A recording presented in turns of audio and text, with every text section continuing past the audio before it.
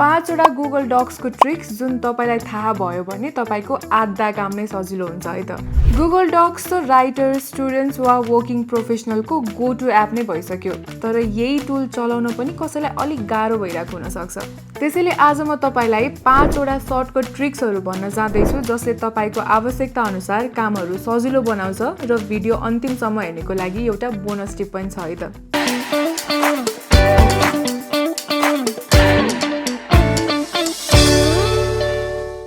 फर्स्टमा हो instant new ducks खोल्ने। अब म्यानुअली ओपन गुगल डक्स खोलेर त्यहाँ न्यू अप्सन चुज गरेर गर्नु पर्दैन। तपाईले सिधै गुगलमा docs.new भनेर टाइप गर्नुभयो भने फ्रेस डकमा स्टार्ट गर्न सक्नुहुन्छ। सेकेन्डमा छ सर्टकट किजहरू हेर्ने तरिका।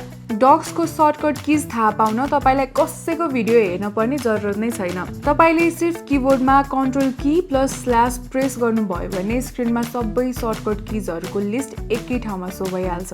त्यहाँ टेक्स्ट, प्याराग्राफ फर्म्याट गर्नेदेखि लिएर इच एन्ड एभ्रिथिङ त्यही पाउन सक्नुहुन्छ। र थर्डमा छ एन्डलेस पेज बनाउने तरिका।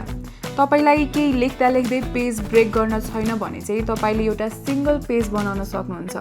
यो चाहिँ राइटर्सहरूको लागि एकदमै युजफुल हुन्छ। तपाईलाई एन्डलेस टेबल बनाउन, वाइडर इमेजहरू राख्न पनि इजी हुन्छ। र यसको लागि तपाईले फाइल भन्ने अप्सनमा जानुस् र त्यहाँ पेज सेटअप चुज गर्नुस्। त्यसपछि पेजलेस अप्सनमा क्लिक गरेर ओके क्लिक गर्नुस्।